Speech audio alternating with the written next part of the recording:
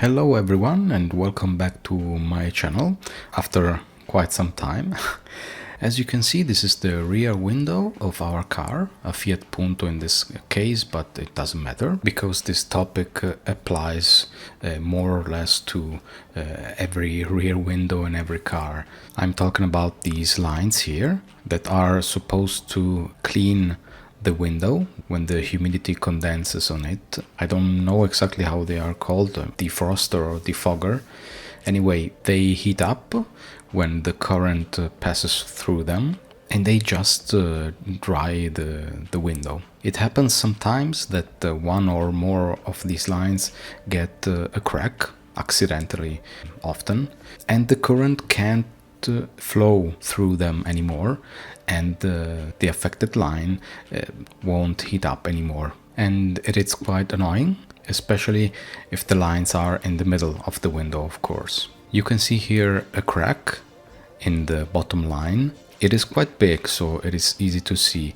If the line is too small, you can use a multimeter to locate the crack. Okay, so once located, we can proceed with the repair of the crack. First of all, clean the surface from inside, of course.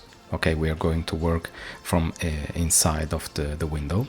So clean the line and the surface with an electrical cleaner or contact cleaner in order to degrease the surface. Now we can apply masking tape around the broken line, exposing only the section to be repaired. We can use a simple paper tape. It is perfect for this purpose. I will use a silver conductive paint for this job. There is also a copper-based one, of course, and it is even better because you won't see it from the outside. This type of paint contains silver particles, or for the copper one, copper particles, of course, and these particles allows the current to pass through the crack, of course. They are called conductive for this reason. Okay, so let's shake the paint, and with the little brush that we find together with the paint, let's take just a little amount of it and apply a first thin coat on the crack.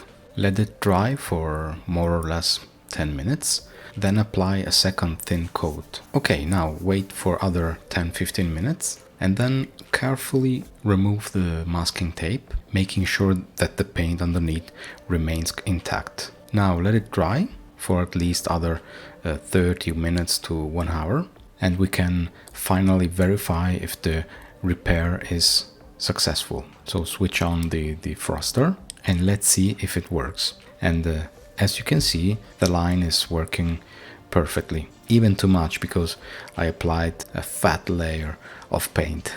And that's it. So thanks for watching and see you next time. Bye.